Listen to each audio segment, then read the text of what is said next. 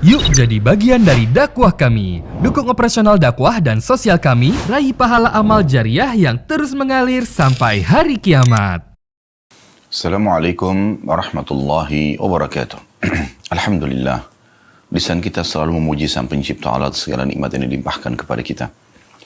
Dan juga kita selalu mengucapkan juga salawat dan taslim kepada Nabi besar Muhammad sallallahu alaihi wa ala alihi wa sahbihi wasallam, sebagaimana Allah telah perintahkan kita untuk mengucapkan salam hormat tersebut. Baik, seperti biasa kita akan membedah insyaallah, bedah buku yang mulia atau membedah sebuah kitab yang mulia, Riyadhus Shalihin, yang ditulis oleh Imam Nawawi rahimahullah. Dan pada kesempatan di pagi menjelang siang hari ini, kami akan membahas bab lanjutan, yaitu bab ke-75. Bab yang sangat mulia dan juga merupakan salah satu ciri dan karakter setiap muslim. Dimanapun mereka berada di muka bumi ini, maka karakter dan sifat ini bagian daripada perangai dia. Yaitu bab ke-75, bab memaafkan dan berpaling dari orang-orang bodoh. Bab ini mulia sekali. Tentu berat bagi orang yang tidak menggunakan keimanan di saat dia harus memaafkan orang yang berbuat salah pada dia. Kalau kita berjalan dengan akal manusia, apalagi ditunggangi dengan bisikan-bisikan syaitan, kita akan berpikir, untuk apa saya maafkan? Dia sudah menggibah saya, dia sudah memfitnah saya, dia sudah menyakiti saya, dan apapun alasannya. Namun Islam yang merupakan agama dari Sang Pencipta Allah Subhanahu wa Ta'ala, dan satu-satunya agama yang Allah ridhai, sebagaimana Allah jelaskan dalam surah Al-Maidah surah nomor 5 ayat 3, potongan ayat 3 yang bunyinya al-yawma akmaltu lakum dinakum, hari ini aku sempurnakan agama kalian, wa atmamtu alaikum ni'mati, dan aku sempurnakan juga nikmatku pada kalian, wa raditu lakumul islam madina, dan aku ridho Islam sebagai agama kalian. Ini menjelaskan kepada kita sebagaimana Allah perintahkan, justru di saat itu kita disuruh memaafkan. Subhanallah, hasil survei di masa kita sekarang dengan berkembangnya teknologi, ternyata orang yang bisa mengontrol emosinya, orang yang bisa mudah memaafkan dan lapang dada, justru itu yang banyak selamat dari penyakit-penyakit kronis yang banyak menimpa orang di masa kita sekarang. Justru itu yang menjauhkan seseorang dari penuaan dini, ya. Dan juga hubungan dia dengan Tuhannya Allah Subhanahu wa Ta'ala baik karena Allah perintahkan untuk itu, dan hubungan dengan manusia pun jadi baik. Dan di sini dikatakan bab memaafkan dan berpaling dari orang-orang bodoh. Maksudnya orang-orang yang menggunjing kita, yang memfitnah kita, menyakiti kita, orang bodoh. Mereka itu orang-orang yang tidak faham. Kalau mereka faham, mereka tidak akan melakukannya. Mereka justru sangat bodoh karena mengikuti hawa nafsunya, yang nanti akhirnya Allah akan murka dengan dia sebagai pencipta, karena Allah larang orang untuk melakukan perbuatan-perbuatan tersebut. Menggunjing, memfitnah, menyakiti orang lain, dan segala macam jenis-jenisnya. Atau jenis-jenis yang serupa dengan itu dari pelanggaran. Kayak memukul, mencaci, mencerca, dan seterusnya. Dan juga dia akan merusak hubungan dia dengan manusia. Orang yang dia gunjing, orang yang dia fitnah, orang yang dia sakiti, itu akan membenci dia. Dan orang-orang yang disakitin ini punya masa, punya keluarga, punya teman-teman yang bisa dia pengaruhi juga untuk membenci orang tersebut. Oleh karena itu, apa manfaatnya? Nabi SAW mengajarkan kepada kita banyak contoh dalam kehidupan beliau SAW. Beliau sangat jauh dari emosional, dendam, ya. Kemudian juga putus asa, ya, yang biasanya muncul justru karena permasalahan-permasalahan seperti ini. Jadi seperti orang karena disakitin maka dendam, balas dendam. Balaslah kebodohan dengan kebodohan. Nabi SAW tidak pernah lakukan itu. Wahsy saja yang sudah jelas membunuh pamannya di perang Uhud, masuk Islam, membebaskan kota Mekah, Nabi SAW menerimanya. Abdullah bin Abi Syarh, sepupunya Utsman bin Affan yang masuk Islam, kemudian dia menjadi penulis wahyu Nabi, lalu kemudian dia murtad dan dia mengiklankan kemurtadannya di Mekah, dan dia mengatakan semua yang saya tulis dari ayat-ayat Al-Quran yang Muhammad suruh itu saya palsukan. Lalu Nabi SAW mengatakan, sungguh dia telah berdusta. Dia tidak mengarang-arangnya karena wahyu menyampaikan itu benar. Dia hanya ingin mengacaukan saja. Namun pembebasan kota Makkah juga masuk Islam. Hindun yang sangat membenci Islam. Masuk orang Mekah juga masuk Islam dan diterima oleh Nabi SAW. Ada orang Badui pernah datang, menarik dengan keras imamah dan baju Nabi SAW sambil berkata kasar, berikanlah harta Allah yang dipercayakan kepadamu untukku. Nabi SAW sambut dengan senyum. Jadi ternyata sifat seperti ini karakter seorang mukmin. Bukan menandakan dia lemah, tapi justru dia tidak menanggapi kebodohan orang-orang dengan kebodohan juga. Kalau seandainya ada orang yang menggunjing kita, lalu kita balas dengan gunjing, dia buruk, dia berdosa, dia dibenci, sama juga kita. Kalau dia memfitnah, lalu kita ikut juga memfitnah, maka sama saja posisi kita, tidak ada bedanya satu sama yang lain. Kalau dia menyakiti, kita juga menyakiti, sama saja. Ya. Bahkan dalam sebuah hadis, ya, dikatakan kalau seandainya seseorang itu terzalimi di dunia, kemudian dia tidak membalasnya, maka dia akan mengambil haknya sempurna pada hari kiamat nanti. Kalau dia sempat membalas, maka Allah akan melihat kadar balasan dia. Apakah kadar balasan dia itu sesuai dengan serangan yang datang kepada dia? Kalau misalnya balance, berimbang, maka selesai, impas. Yang menzalimi tidak akan dituntut, yang juga terzalimi tidak akan dituntut karena sudah membalas di dunia. Tapi sebaliknya, kalau seandainya orang yang disakiti ini di dunia membalas lebih besar daripada serangan yang sampai kepadanya, misal si B mencaci, menggunjing si A, lalu si A membalas dengan membunuh si B, kan membunuh lebih besar daripada menggunjing. Maka pada hari kiamat dia justru yang akan dituntut oleh Allah karena hukuman yang diberikan kepada orang yang menyakiti dia itu lebih besar. Coba Anda bayangkan, artinya tidak ada sesuatu yang sia-sia. Kalau ada seseorang menyakiti Anda, justru itu aset amal jariah Anda. Mungkin dari situ Anda akan menambah derajat yang tinggi di surga. Ini judul babnya, bab yang mulia, bab memaafkan dan berpaling dari orang-orang bodoh. Kita coba dengarkan teman-teman sekalian dalil-dalil yang diangkat oleh Imam Nawawi rahimahullah. Dimulai dari surah Al-A'raf ayat 199 beliau angkat, yang berbunyi firman Allah Subhanahu wa taala, khudil afwa wa'mur bil urfi wa'arid 'anil jahilin. Ini sesuai dengan judul ya. Artinya, jadilah pemaaf wahai Muhammad dan suruh umatmu juga. Dan suruhlah orang mengerjakan yang baik atau ma'ruf, serta berpalinglah dari orang-orang bodoh. Nah, ini 3 pesan ilahi dalam ayat ini. Surah Al-A'raf 199. Perhatikan pesan Allah, khudil afwa. Jadilah selalu pemaaf. Tenangkan diri Anda. Anggap itu angin lalu. Memaafkan antara kita dengan Tuhan Allah Subhanahu wa ta'ala. Dan Allah ingin kita seperti itu. Kita kan awet muda. Kita akan jauh dari penyakit-penyakit kronis. Kita dapat pahala. Dan juga kita bisa meraih hati orang-orang justru yang menyakiti kita. Mungkin dia menjadi penyebab hidayahnya. Disuruh dalam ayat ini, atau Allah SWT menyuruh Nabi Muhammad SAW, dan sekaligus untuk orang-orang beriman. Khudil afu.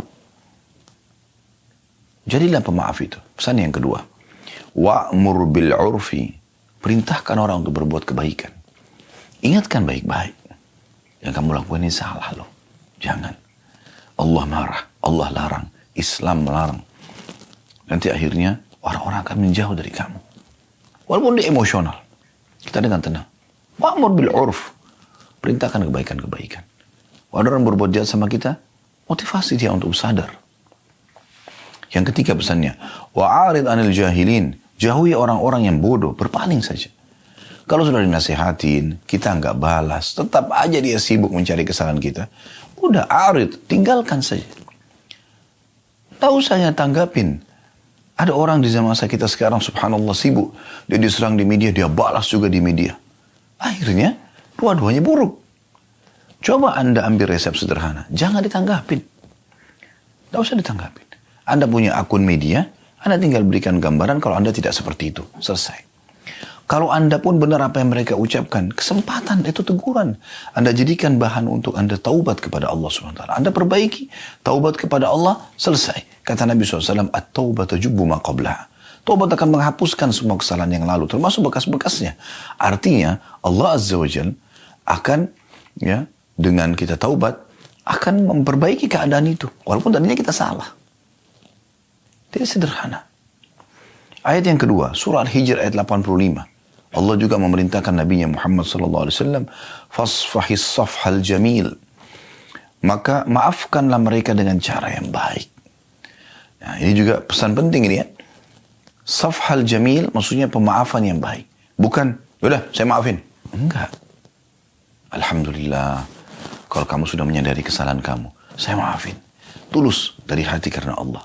Ingat, muamalah seorang muslim sama Tuhannya. Di depan dia ini hanya sebab-sebab yang Allah datangkan. Ada tetangga yang menyakiti dia, ada teman yang menyakiti dia, pasangan hidup menyakiti dia. Allah mendatangkan mereka-mereka ini sebagai sebab. Seorang sahabat Nabi di Mekah, pada saat lagi disiksa oleh orang-orang Quraisy dan dia kesakitan. Maka orang-orang Quraisy ada yang mengatakan, ya, sesungguhnya kami menyiksa kalian karena kalian berbeda dengan agama kami. Jawaban mereka sederhana. Ketahuilah, yang membuat kalian seperti ini, kata si muslimah, ya, adalah Allah. Allah sedang menguji iman kami. Allah datangkan orang-orang untuk menguji iman kita. Tidak semuanya kehidupan mulus. Ada saja cobaan-cobaan yang datang. Tapi Allah memberikan kita cara. Fasfahis safal jamil. Ya. Maafkan dengan cara yang baik. Rangkul permintaan maaf. Rangkul taubatnya seseorang. Ya. Pengembalian hak Anda walaupun sudah berlalu dengan baik. Ingat, itu perintah Sang Pencipta Allah.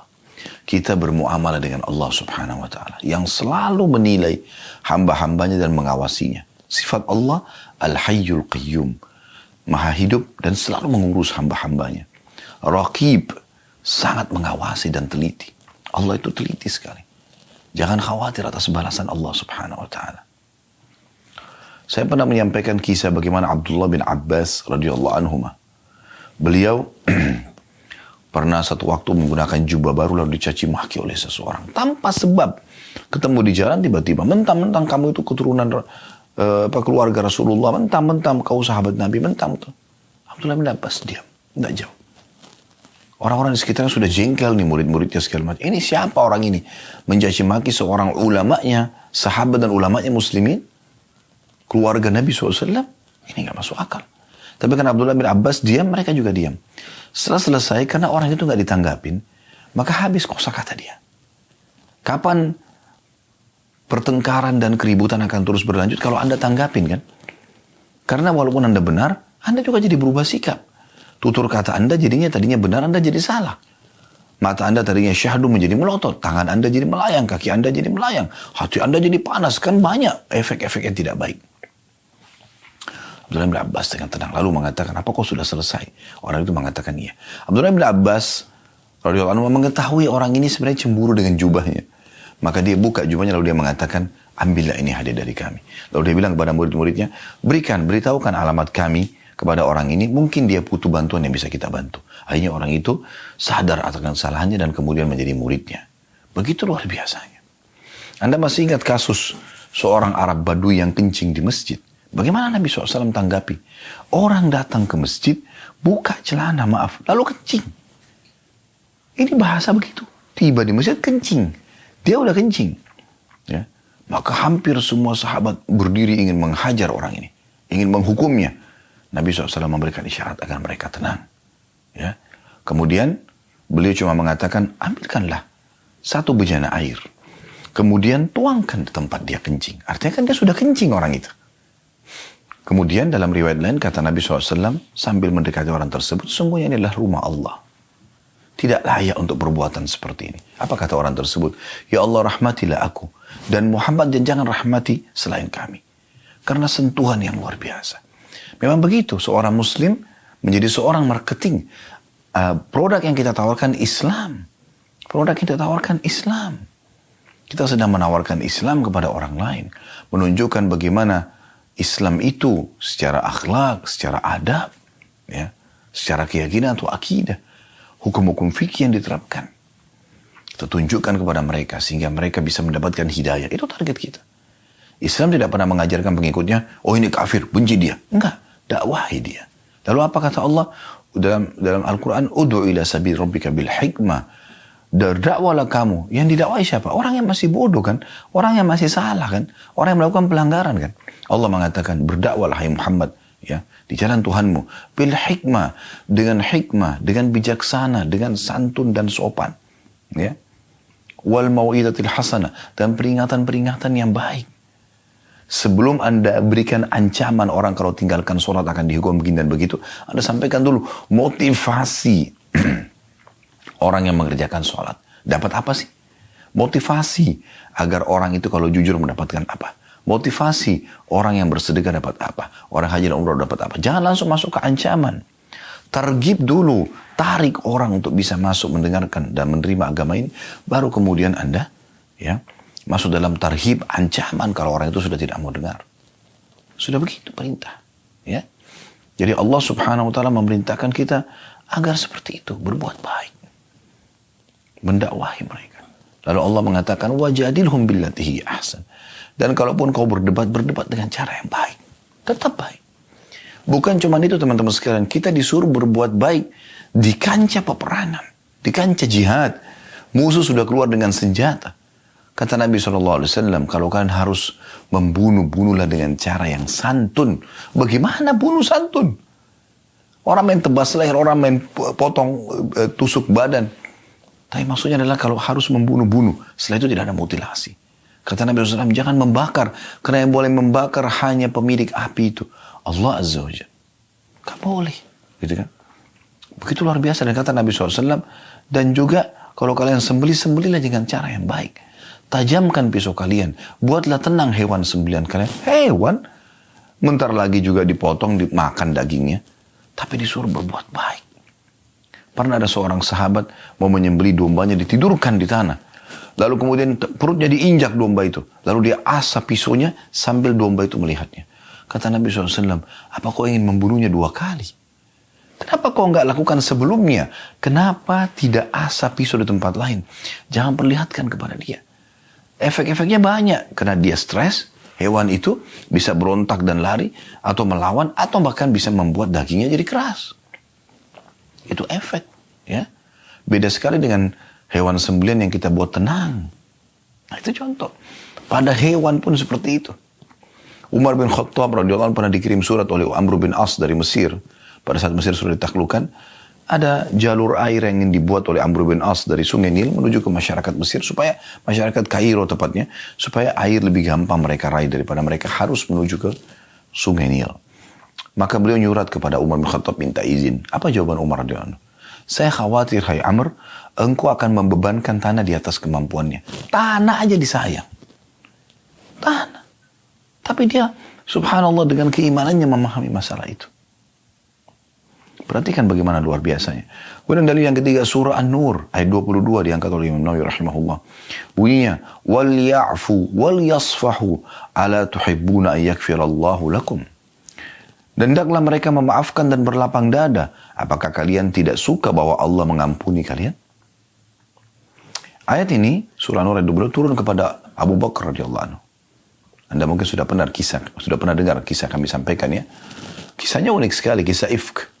Kisah tuduhan zina, fitnah zina Aisyah dengan Safwan radhiyallahu anhu. Padahal mereka berdua lepas dari masalah hal tersebut. Salah satu yang menyebarkan isu gosip tersebut adalah sepupu Abu Bakar atau sepupu Aisyah. Yang dia selama ini dibiayai hidupnya oleh Abu Bakar. Setelah Abu Bakar tahu, Abu Bakar boikot orang itu. Manusiawi. Masa orang ini dibiayai hidupnya, masih keluarga lagi, masih sepupu. Lalu dia menyebarin gosip fitnah itu. Ya. Ada yang mengatakan namanya Muslim bin Abi Muslim, mengatakan kalau salah Marthad bin Abi Marthad ya. Salah satunya seingat saya. Karena ada 3 orang yang itu kena cambuk, dia sebagai sepupunya Abu Bakar atau sepupunya Aisyah, ya, salah satunya. Kemudian yang kedua Hamna binti Jahash, ini adalah iparnya Nabi SAW, ya, saudaranya Zainab binti Jahash. Dan yang ketiga penyairnya Nabi Hasan bin Thabit, radhiyallahu anhu majma'in. Mereka juga ikut sebarin gosip tersebut gitu. Tapi pada saat itu Abu Bakar akhirnya mengambil satu keputusan. Ini orang nggak tahu diri, udah dibantu, ya, masih kerabat, ngapain sebarin gosip tanpa memastikan? Akhirnya Abu Bakar memboikot. Mulai sekarang tidak ada bantuan lagi buat kamu. Apa yang terjadi? Allah subhanahu wa ta'ala turunkan surah An-Nur ayat 22. Ya, kalau dari awal ayat tentunya, dan janganlah orang-orang yang Allah berikan kelebihan harta kepada mereka mengatakan kepada sanak kerabatnya. Ya, kalau ya, mereka tidak akan dimaafkan. Kita bisa lihat surah An-Nur ya. Saya coba buka ayat lengkapnya. Surah nomor 24. Allah berfirman, Anda bisa buka surah An-Nur surah nomor 24 ayat 22. وَلَا يَأْتَلِ أُولُو الْفَضْلِ مِنْكُمْ وَالسَّعَةِ أَنْ يُؤْتُوا أُولِي الْقُرْبَى وَالْمَسَاكِينَ وَالْمُهَاجِرِينَ فِي سَبِيلِ اللَّهِ وَلْيَعْفُوا وَلْيَصْفَحُوا أَلَا تُحِبُّونَ أَنْ يَغْفِرَ اللَّهُ لَكُمْ وَاللَّهُ غَفُورٌ رَحِيمٌ.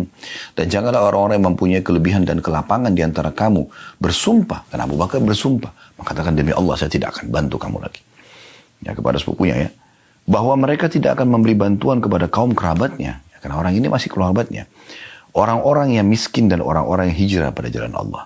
Dan hendaklah mereka memaafkan dan berlapang dada. Coba bayangkan. Anaknya sudah digosipin fitnah. Menjadi sumber gosip yang sangat besar pada saat itu. Di kota Madinah. Istri Nabi selingkuh. Abu Bakar sangat terpukul. Yang sebarin sepupunya. Gitu. Bersumpah langsung Abu Bakar, saya tidak akan bantu kamu lagi demi Allah. Maka Allah menyuruh apa? Perhatikan. Dan janganlah orang-orang yang mempunyai kelebihan harta dan kelapangan ya, di antara kamu bersumpah bahwa mereka tidak akan memberikan bantuan kepada kaum kerabatnya. Ini orang. Ya. Orang-orang miskin, dia juga miskin. Dan orang-orang yang hijrah pada jalan Allah, dia termasuk hijrah dari Mekah. Ya, orang Mekah ini, muhajirin. Dan bahkan ikut di Badr. Maka Allah mengatakan, hendaklah mereka memaafkan dan berlapang dada, apakah kamu tidak ingin bahwa Allah mengampunimu? Dan Allah maha pengampun lagi maha penyayang. Ya. Subhanallah, pada saat turun ayat ini, kata Abu Bakar sambil menangis, betul Tuhanku, aku ingin engkau memaafkanku. Maka dia pun membayar sumpahnya. Ya. Kemudian setelah itu dia kembali memberikan bantuan kepada sepupunya yang tadi, ya, menyebarin gosip, dan dia maafkan. Dan tentu dia tetap kena hukuman sepupunya Abu Bakar itu ya. Kena cambuk, menyebarin gosip 80 derah gitu. Nah, ini poin yang luar biasa. Kemudian selanjutnya teman-teman sekalian surah Al-Imran ayat 134 yang diangkat oleh beliau. Yang bunyinya وَالْعَافِينَ عَنِ النَّاسِ وَاللَّهُ يُحِبُّ الْمُحْسِنِينَ. Dan orang-orang yang suka memaafkan kesalahan orang lain. Dan Allah mencintai orang-orang yang berbuat kebaikan. Ya.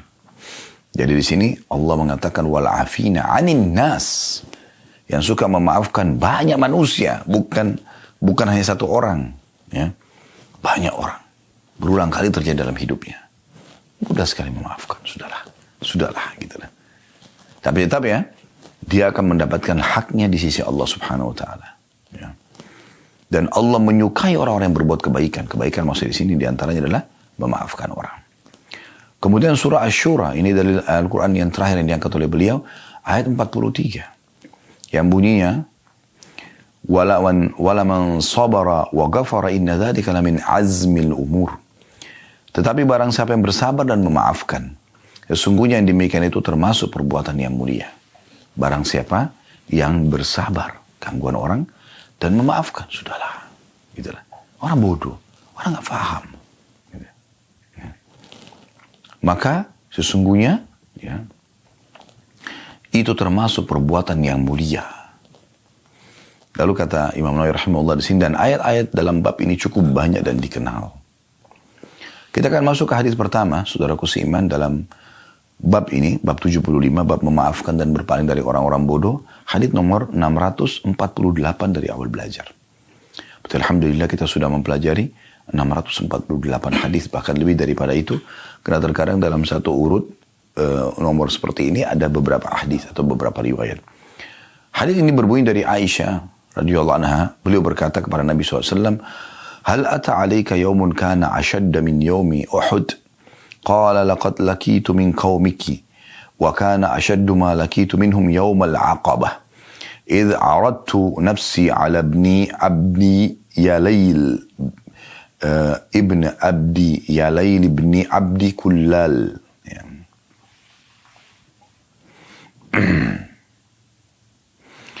Falam yujibni ila ma aradtu fantalaqtu wa ana mahmumun ala wajhi falam astafiq illa wa ana biqarni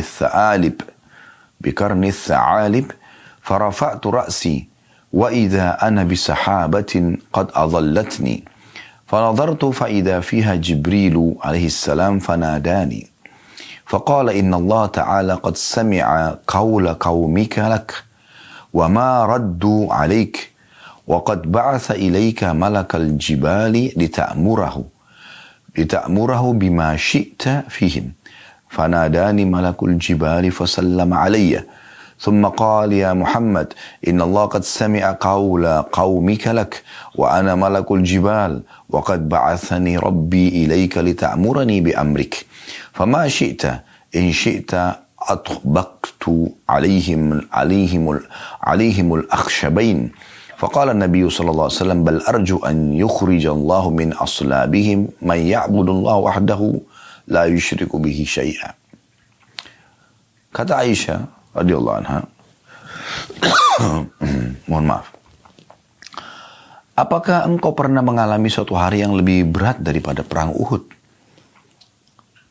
Beliau menjawab sallallahu alaihi wasallam, aku benar-benar telah mendapatkan apa yang aku dapatkan dari kaummu wahai Aisyah. Yang paling berat yang aku terima dari mereka adalah pada hari Aqabah. Ketika itu aku menawarkan diri kepada putra Abdul Lail bin Abdul Kulal. Ternyata dia tidak menyambut apa yang aku inginkan. Maka aku pergi dengan sangat sedih sepanjang perjalananku. Aku tidak tersadarkan diri kecuali ketika sampai di Qarn Tha'alib. Ya.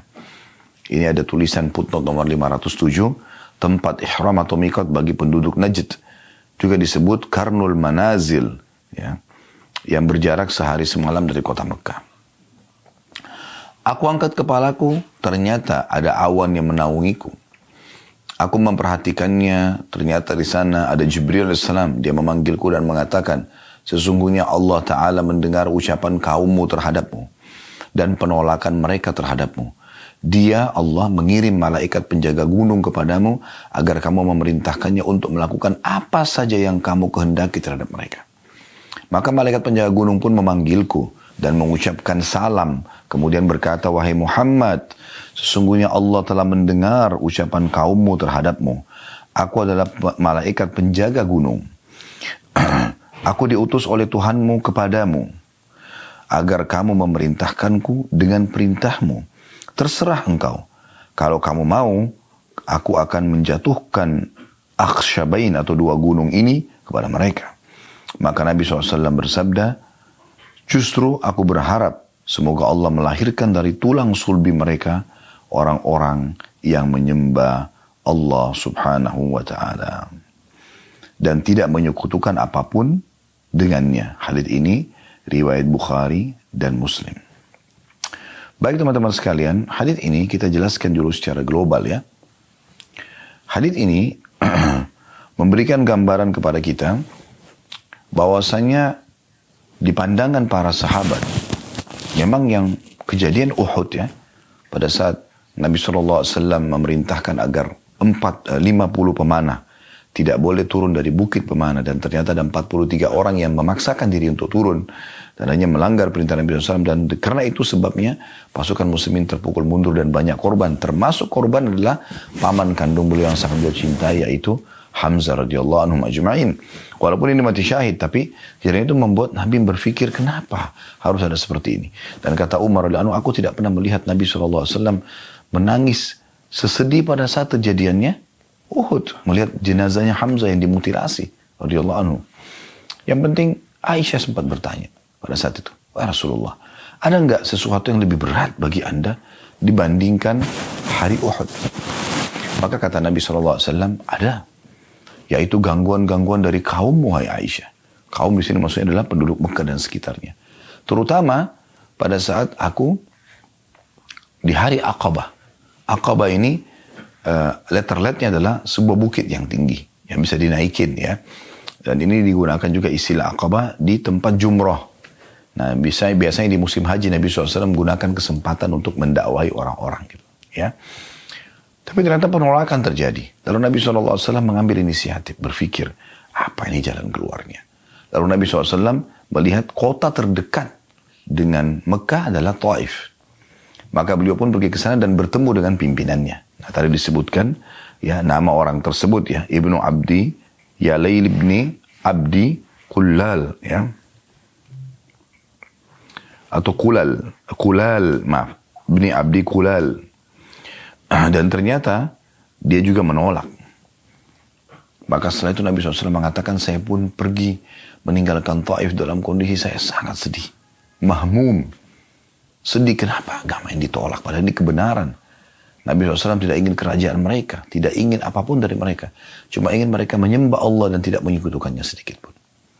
Maka dalam kondisi seperti itu, beliau mengatakan, saya terus berjalan tanpa saya sadari saya sudah sampai di Karnu Tha'alib atau Karnul Manazil. Wilayah Najd tadi sudah disebutkan perjalanan sehari semalam dari Mekah. Jauh, jalan kaki ya. Maka Nabi SAW pada saat tiba di sana, tiba-tiba dia mendengarkan suara dari atas langit memanggil, ternyata itu adalah Jibril AS. Dan Jibril mengatakan, sungguh Tuhan Muhammad telah mendengar apa yang kau mengucapkan. Dan diutus denganku malaikat khusus mengurus seluruh gunung di muka bumi ini. Maka malaikat itu pun mengucapkan salam kepadaku, kata Nabi SAW, lalu kemudian mengatakan, hai Muhammad, Allah Tuhanmu telah mendengarkan gangguan kaummu kepadamu, penolakan mereka. Dan kalau kau ingin, perintahkan saja. Aku diutusin khusus untuk mendengar uritahmu apa. Suruh hukum mereka seperti apa, saya akan lakukan. Kalau kau ingin, saya akan mengambil 2 gunung Akhsyabain, kemudian saya satukan supaya hancur mereka semuanya. Ada khilaf di antara ulama tentang masalah makna Akhsyabain. Apakah gunung itu adalah gunung yang ada di Mekah saja, sehingga 2 gunung itu disatukan dan penduduk Mekah akhirnya kena hukuman pada saat itu? Atau Akhsyabain ini bisa juga gunung di Mekah sama di Taif. Jadi 2 kota ini hilang dari sejarah manusia. Dalam beberapa buku sejarah saya pernah temukan, dalam beberapa athar disebutkan juga ya, riwayat, bahwasanya Jibril mengatakan, kalau kau terima ini, maka akan mereka dihancurkan dan dakwamu akan menyebar. Atau kalau kau bersabar, maka juga dakwamu akan diterima, akan menyebar. Maka Nabi SAW mengucapkan kata-kata yang tadi sudah kita sebutkan dalam akhir riwayat ini, sesungguhnya aku akan bersabar. Dan aku berharap dari tulang sulbi mereka nanti, maksudnya keturunan mereka, keluar orang yang beriman kepada Allah dan tidak melakukan kesyirikan. Dan subhanallah, doa Nabi SAW ini mustajab. Ya, harapan beliau mustajab. Keluar dari kota Taif, seorang perawi hadis yang paling banyak menyampaikan hadis dari kalangan laki-laki, Abdurrahman ibn Sakhr radhiyallahu anhu, atau julukannya Abu Hurairah atau Abu Hir. Dan keluar dari penduduk Mekah, dari As bin Wa'il, ada Amr bin As. As bin Wa'il orang yang sangat benci Islam, tapi Amr bin As masuk Islam. Keluar dari Abu Jahal, ada Ikrimah bin Abi Jahal, masuk Islam. Abu Jahal Fir'aunnya umat ini, tapi anaknya masuk Islam. Ya. Kemudian dari Umayyah bin Khalaf ada Safwan bin Umayyah bin Khalaf, masuk Islam. Safwan, gitu kan. Jadi banyak yang lahir dari Al-Walid, ya, lahir Khalid bin Walid. Mereka orang-orang yang benci dengan Islam, ayah-ayah mereka, tapi dari keturunannya keluar orang yang beriman kepada Allah Subhanahu wa taala. Baik, kita langsung masuk saja ke pelajaran pertama dari hadis. Pelajaran pertama, bahwasanya setiap orang beriman pasti akan diuji. Tidak ada orang beriman tidak diuji. Bahkan dalam sebuah hadis kata Nabi SAW, idza ahabba Allah 'abdan ibtalah. Kalau Allah cinta seorang hamba, Allah akan uji dia. Lalu apa manfaatnya Ustaz orang diuji? Kan gak enak orang terganggu. Baik, tujuannya banyak, hikmahnya banyak. Di antaranya adalah Anda akan menyadari kalau Anda punya Tuhan.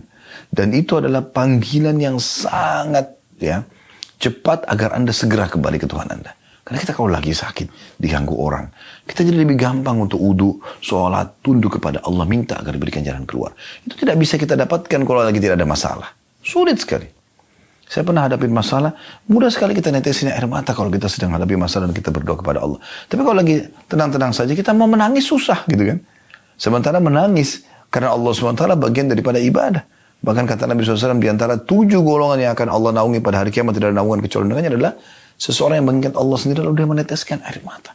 Dan kata Nabi SAW, tidak akan tersentuh api 2 mata yang menangis karena Allah Subhanahu Wa Taala. Ini luar biasa gitu. Dan Nabi SAW berlindung dari mata yang tidak pernah meneteskan air mata. Wa min ainin la tadma. Dan jangan sampai Allah mataku ini tidak pernah menangis gitu. Itu subhanallah, kalau ada masalah kita bisa rasakan dan mendapatkan itu. Kenikmatan yang mahal sekali. Jadi kita tahu kita punya Tuhan dan akhirnya kita kembali kepadanya. Pelajaran yang lain, Anda jadi meringkas umur Anda di atas ketaatan. Kalau orang kalau lagi ada masalah, dia sulit untuk berbuat dosa. Dosa itu kan terjadi kalau orang lagi banyak waktu lowongnya. Ya, lagi santai. Tapi kalau orang sakit, lagi ada masalah, dia tidak akan melakukan dosa. Dia ingin keluar dari permasalahannya. Dia ingin mendapatkan solusinya. Kemudian yang ketiga, yang hikmah yang Anda bisa ambil dari masalah-masalah yang sedang terjadi dari ujian itu adalah Anda jadi ambil pelajaran dan dapat pengalaman hidup.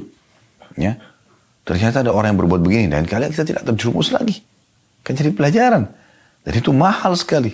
Tidak selamanya pelajaran itu teori tapi bisa praktek lapangan. Kan gitu. Supaya Anda tidak jatuh di lubang 2 kali sebagaimana sabda Nabi SAW. Jadi banyak faedah yang bisa kita ambil. Ini yang pertama. Faedah kedua dari hadis. Ya. Dan itu tentu di sini diambil bagaimana Nabi SAW aja diuji. Ya. Faedah yang kedua dari hadis, dakwah itu tidak selamanya diterima. Ada dakwah yang kita sampaikan diterima, ada dakwah tidak diterima. Itu umum. Tergantung hidayah dari Allah Subhanahu wa taala. Tapi tugas kita menyampaikan. Saya hanya bisa menyampaikan seperti ini kepada Bapak Ibu sekalian. Saya nggak bisa paksakan. Anda mau dengar, alhamdulillah. Anda mau ambil ilmunya, alhamdulillah. Itu manfaat buat Anda dan saya juga senang karena saya bisa mendapatkan pahala dari situ. Tapi kalau Anda tidak mau, saya nggak mungkin paksakan. Gitu kan? Tugas kita hanya menyampaikan. Semua nabi-nabi menyampaikan dan diceritakan dalam Al-Quran. Mereka hanya balagul mubin, menyampaikan saja. Dengan kejelasan. Selebihnya orang terima, tidak ada masalah. Itu hak mereka. Ya. Jadi dakwah itu tugasnya hanya menyampaikan. Bukan penerimaan. Penyampaian. Kalau Anda berdakwah targetnya penerimaan. Kalau orang tidak terima, Anda jengkel. Tapi kalau Anda penyampaiannya, Anda tujuannya berdakwah untuk penyampaian, informasi, maka sudah cukup. Dan ini karunia dari Allah Subhanahu wa taala kepada kita sehingga kita nggak harus memaksa orang atau sampai orang itu dapat hidayah. Mohon maaf. Kemudian pelajaran yang ketiga yang bisa kita ambil tentunya ya dari masalah ini, bagaimana orang mukmin beriman kepada adanya malaikat. Adanya malaikat. Ya. Malaikat ini makhluk Allah SWT dan rukun iman kita yang kedua, mereka ada. Dan semua ini yang kita bisa lihat, pergantian siang malam, ya, fenomena setiap hari bisa lihat kita lihat. Musim yang berganti ya. Di Indonesia sekarang musim hujan, di Turki sekarang musim dingin dan ada salju, gitu kan. Musim-musim pasti ada yang atur, nggak mungkin. Hujan itu datang satu tempat turun hujan, kemudian itu berhenti. Siapa yang mengatur kadarnya? Allah SWT menentukan, tapi Allah suruh malaikat yang mengatur dan menjalankan semua itu. Populasi manusia, hewan-hewan, segala macam hal diatur oleh malaikat, termasuk gunung-gunung. Ya, di sini disebutkan ada malaikat penjaga gunung dan dia diperintahkan khusus ya oleh Allah SWT untuk menghukum orang-orang yang menolak dakwah Nabi SAW. Pelajaran keempat, lembutnya hati Nabi SAW, baiknya akhlaknya, ya, dan pemaafnya beliau. Ini saksi bahasan. Bagaimana beliau sudah disakitin, ditolak dakwanya, sakit hati, mahmum, merasa sedih, ditolak dakwanya. Bahkan dalam beberapa buku sirah disebutkan, buku sejarah, kalau pada saat ditolak dakwah beliau SAW di Taif, itu dilempari dengan batu. Setiap kali beliau jalan, kaki yang diangkat dilemparin batu. Ya, jadi berdarah. Keluar dari kota Taif, ditutup pintu gerbang, seperti orang terusir, ditolak. Tapi beliau masih berharap hidayah sampai kepada mereka. Karena bagi beliau ini adalah orang-orang yang bodoh, belum faham. Begitu mulianya akhlak Nabi SAW. Ini luar biasa. Gitu kan? Yang kelima, bagaimana seseorang itu dianjurkan agar selalu mendahulukan doa yang baik. Jangan ucapkan yang buruk. Mulai dari diri kita sendiri. Diri kita sendiri. Ya Allah berikan aku hidayah. Ya Allah mudahkan aku supaya beribadah kepadamu. Ya Allah jauhkan dariku sifat ini misalnya. Selalu ucapkan yang baik kepada istri, kepada suami. Semoga Allah berikan hidayah. Semoga Allah mudahkan. Semoga Allah begini dan begitu. Kepada anak-anak. Jangan selalu nakal-nakal. Anak-anak aktif. Jangan selalu nakal. Kepada kendaraan kita. Kepada harta kita. Kata Nabi SAW, jangan ucapkan perkataan buruk buat diri kalian, harta kalian dan keluarga kalian, sehingga malaikat lewat mengaminkan dan terjadi. Jangan. Ini penting untuk digarisbawahi. Dan ini diambil dari potongan terakhir dari hadis. Bagaimana Nabi SAW mendoakan agar mereka dapat hidayah. Mereka dapat hidayah. Ini penting. Ya. Baik, kita masuk hadis kedua dalam bab ini. Hadis nomor 649. Dari Aisyah radhiyallahu anha, beliau berkata, "Ma daraba Rasulullah sallallahu alaihi wasallam syai'an qattun biyadihi wala imra'atan wala khadiman illa an yujahida fi sabilillah wa ma nila minhu syai'un qattun fayantaqimu min sahibihi illa an yuntahaka syai'un min maharimillahi ta'ala fayantaqimu lillahi ta'ala. Hadis ini riwayat Muslim. Terjemahannya kata Aisyah radhiyallahu anha, istri Nabi SAW, istri paling tahu tentang keadaan suami, suami paling tahu tentang keadaan istri. Bagaimana informasi dari seorang istri yang mulia ini? Dia mengatakan Rasulullah SAW tidak pernah memukul sesuatu pun dengan tangannya. Tangan gak pernah mukul. Berapa banyak orang yang melanggar masalah ini? Pukul istrinya, pukul suaminya, pukul anaknya, ya, pukul temannya, jagoan. Rasulullah SAW tidak pernah tunjukkan itu. Tidak pernah memukul istri ataupun pembantu. Kecuali jika beliau berjihad di jalan Allah, berperang. Ada musuh yang harus dipukul, ya. Dan beliau tidak pernah diganggu sedikit pun. Kemudian menuntut balas terhadap pelakunya. Kecuali jika ada sesuatu dari perkara yang diharamkan oleh Allah Ta'ala dilanggar, maka beliau menuntut balas untuk Allah Ta'ala. Nah, ini luar biasa. Ya, luar biasa. Semoga Allah mudahkan kita memiliki akhlak seperti ini. Ini akhlak mulia utusan Allah Subhanahu Wa Ta'ala. Ya, makanya banyak sekali musuh-musuh Nabi SAW justru tunduk akhirnya dan masuk Islam. Ya, sampai ada di antara mereka, ya, yang mengucapkan dulu, hai Muhammad, engkau orang yang paling aku benci. Sekarang setelah masuk Islam, engkau orang yang aku cintai. Negeri yang paling aku benci, sekarang negeri yang paling aku cintai. Itu luar biasa. Kepala suku Hanif pada saat itu masuk Islam. Dan akhirnya dia ucapkan kata-kata itu. Karena baiknya akhlak Nabi SAW. Kita ambil pelajaran langsung dari hadis.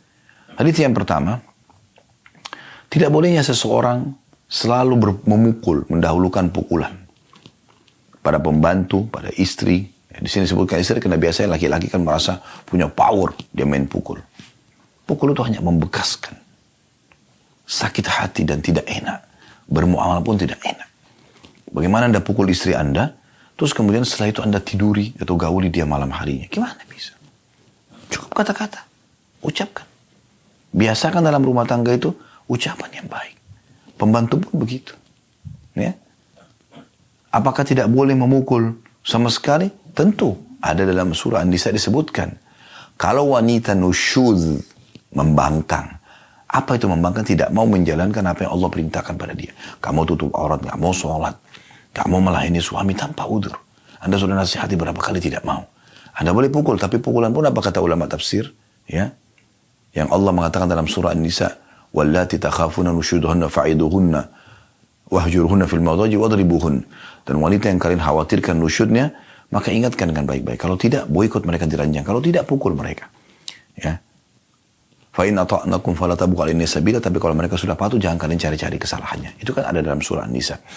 Tapi di sini pukulannya kata ulama, kalaupun memukul darbatun ghairu mubarrah, pukulan yang tidak boleh berbekas. Dan kata Nabi SAW, hindari wajah, kayu siwak, ya, gunakan tangan, ingatkan seperti itu. Tidak boleh lebih daripada itu. Bahkan kalau Anda hindari jauh lebih baik. Makanya dikatakan sini, perhatikan perkataan Aisyah, ma daraba Rasulullah SAW syai'an qattun. Dalam bahasa Arab, qat itu sama sekali tidak pernah. Ya. Tidak pernah Nabi SAW memukul sama sekali dengan tangannya. Apapun. Itu luar biasa itu. Ya. Ada orang kadang-kadang bercanda. Mukul meja. Mukul pintu. Kasar. Orang langsung nilai dia negatif. Kenapa harus dengan mukul? Tangan ini untuk salaman. Untuk berzikir. Untuk bekerja cari rezeki halal. Makanya disebutkan dalam beberapa riwayat. Tangan Nabi SAW itu. Ya kalau sahabat menggambarkan kami menyentuhnya. Lebih lembut daripada sutra. Tidak pernah mukul. Itu luar biasa. Berapa banyak suami yang tidak mau tahu masalah ini, main pukul istrinya. Sampai istrinya kadang-kadang terpaksa bertahan hanya karena ekonomi misalnya. Karena terlalu suka sama dia. Lalu apa? Apa yang bisa dibanggakan dari seorang suami kalau istrinya merasa takut dengan dia? Gak ada manfaatnya. Kalau sayang, cinta, hormat, iya. Segan, iya. Tapi takut karena kasarnya. Tidak ada manfaatnya.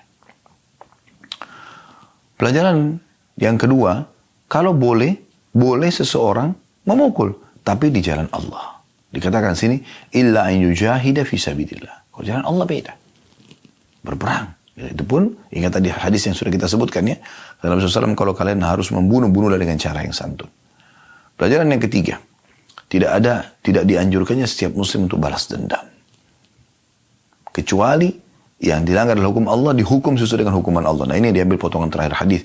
Wa manila minhu syai'un qattun fayantakimu min sahibihi.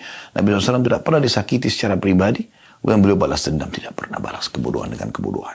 Ghibah balas dengan ghibah, fitnah dengan fitnah. Tidak pernah Nabi balas dengan itu. Tidak dibalas dengan itu. Illa an yuntaka syai'un ya min maharimillahi ta'ala fayantakimu lillahi ta'ala. Kecuali ada hal-hal yang Allah tentukan, yang Allah haramkan lalu dilanggar, maka beliau membalas dendam karena Allah. Kayak orang berzina dicambuk atau dirajam atau pencuri dipotong tangannya karena pelanggaran agama. Kalau beliau pribadi tidak sama sekali. Ini pelajaran luar biasa. Hadis selanjutnya nomor 650. Hadis ketiga dalam bab ini dari Anas radhiyallahu anhu, beliau berkata, "Kuntu amshi ma'a Rasulillah sallallahu alaihi wasallam wa alaihi burdun najraniyun ghalidul hashiyah. Fa adrakahu a'rabiyyun فجبذه بردائه جبذة شديدة فنظرت إلى صفحة عاتق النبي صلى الله عليه وسلم وقد أثرت بها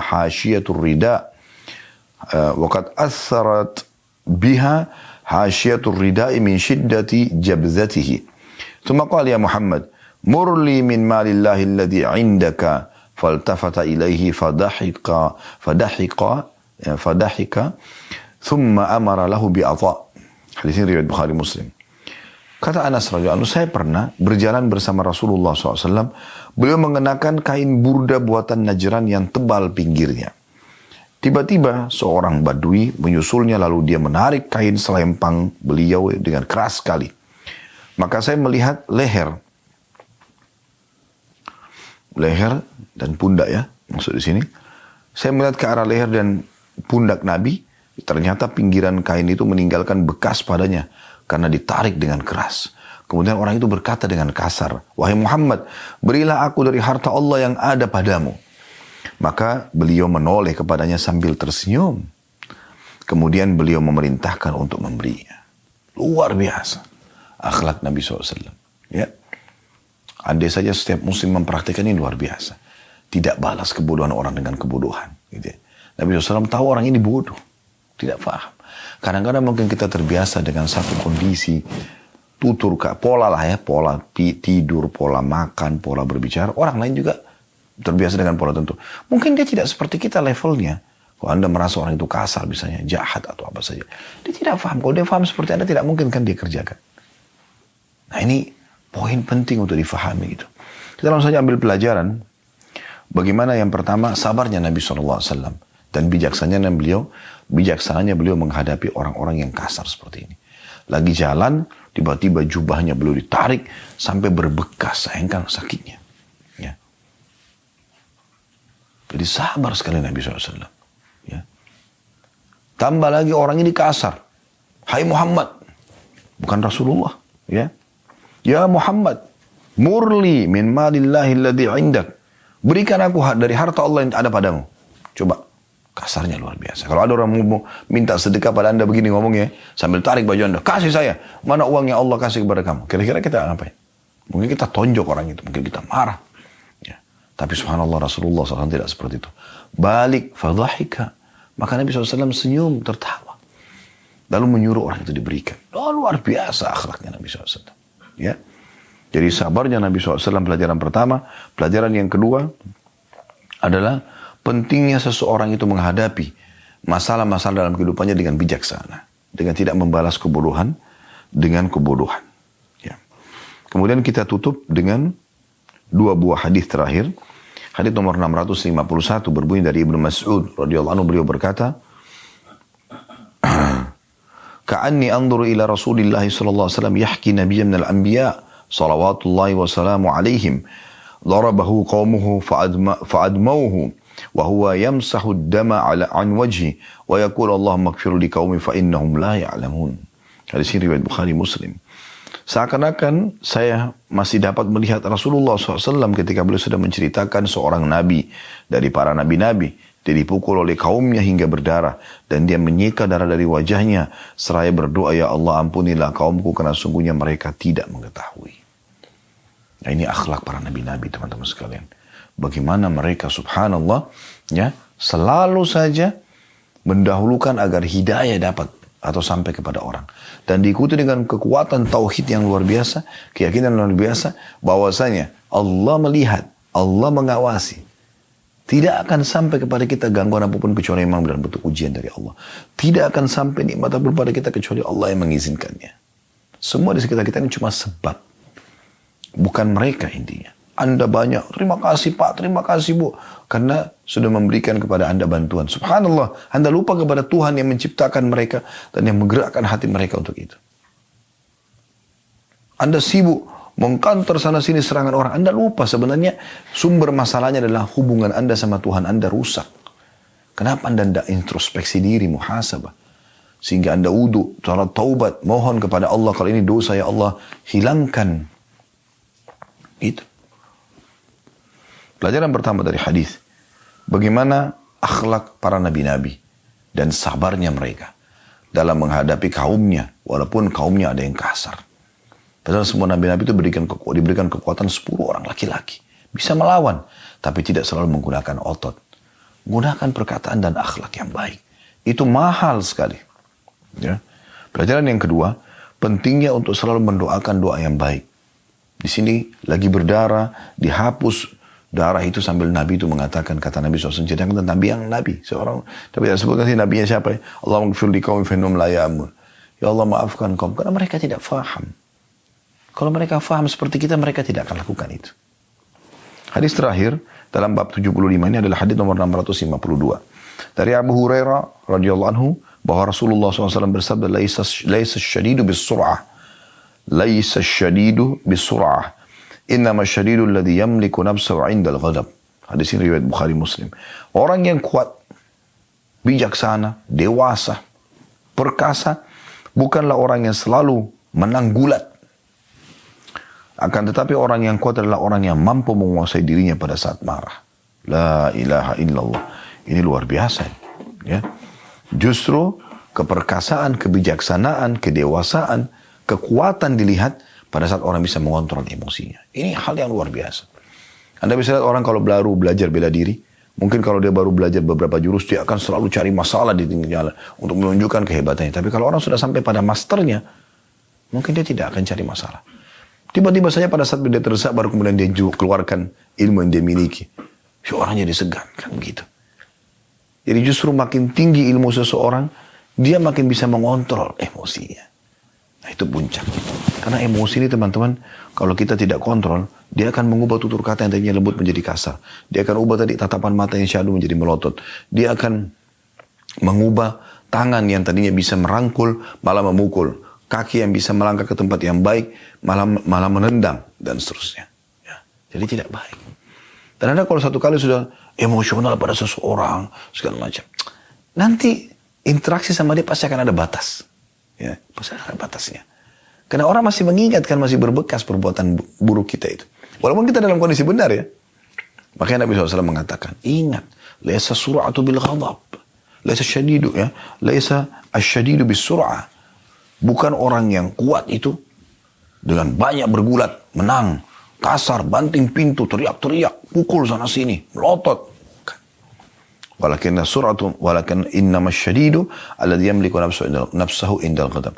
Tapi orang yang kuat adalah justru orang yang bisa mengontrol emosinya pada saat dia marah. Karena kita kalau bisa kontrol emosi, maka dalam kondisi marah pun mata kita masih tetap syahdu, tangan kita masih tetap merangkul, lisan kita masih mengucapkan, maka ini dengan santun, maka ini akan menjadi sebuah pukulan yang sangat berat bagi musuh. Ya, karena kita dengan tenang menghadapi permasalahan. Ya, ini penting, subhanallah. Saya pernah punya pengalaman pada saat diundang dakwah di Amerika, karena visanya berlaku 5 tahun, ya kita tutup dengan ini. Maka satu waktu setelah saya datang sekali, datang yang kedua kali atau yang ketiga kali pada saat itu ya. Seingat saya datang sendirian. Karena saya pikir visanya masih berlaku. Kemudian saya datang, seperti biasa saya langsung ke imigrasi. Rupanya, sebelumnya saya waktu datang ada satu surat panggilan dari KJRI kita di Los Angeles untuk waktu itu kalau tidak salah isi khutbah Idul Adha. Tapi kali ini tidak ada. Cuman teman-teman panitia mengatakan, Ustaz kami mau saya datang lagi. Baik, kami sepakat lalu saya datang. Ternyata ini membuat masalah ini. Karena mereka menanyakan, Kenapa datang? Kalau saya sebagai seorang turis kan harusnya ada travel yang menemani, nggak seperti ini. Ditanyalah segala macam hal. Kamu kerja apa? Kenapa datang di sini? Apa saja aktivitasnya? Siapa yang kamu kenal di sini? Segala macam. Sampai saya dikerumuni 5 orang pada saat itu. Ada kepala polisinya pun datang gitu. Dan dikawal seperti sedang melakukan perbuatan salah. Cuma karena saya merasa tidak bersalah, saya santai aja gitu. Saya santai sambil duduk, jawab apa yang mereka tanyakan gitu kan. Sampai terakhir saya memberikan nomor telepon panitia untuk ngobrol sama mereka gitu. Karena pada saat ditanya pun tinggal di mana, saya tidak tahu. Karena panitia juga pada saat itu tidak menyampaikan tinggal di hotel atau tinggal di rumah panitianya. Walaupun nanti setelah itu akan dikasih penginapan. Tapi setelah kami pindah-pindah beberapa kota, tadinya kami tinggal di rumah jamaah gitu kan. Subhanallah. Setelah banyak pertanyaan yang terserang kepada kami, kenapa kamu datang gini-gini, sampai ada kepala polisi mengatakan, saya punya teman-teman di Afghanistan mirip sama kamu ini. Saya berjenggot, gitu kan. Kemudian Muslim lagi, gitu kan. Mereka curiga. Maka saya santai saja menjawabnya, sampai dia mengatakan, apa ada bahasa lain yang kamu kuasai selain Inggris? Karena ada beberapa kosakata juga yang sempat luput dari saya. Saya bilang saya bisa bahasa Arab. Dipanggillah seorang warga negara Amerika, petugas itu yang aslinya orang Mesir, bisa berbahasa Arab. Pertanyaan sama, saya jawab juga sama. Terakhir, pada saat dia sudah telepon ke panitia, lalu panitia itu memberikan gambaran.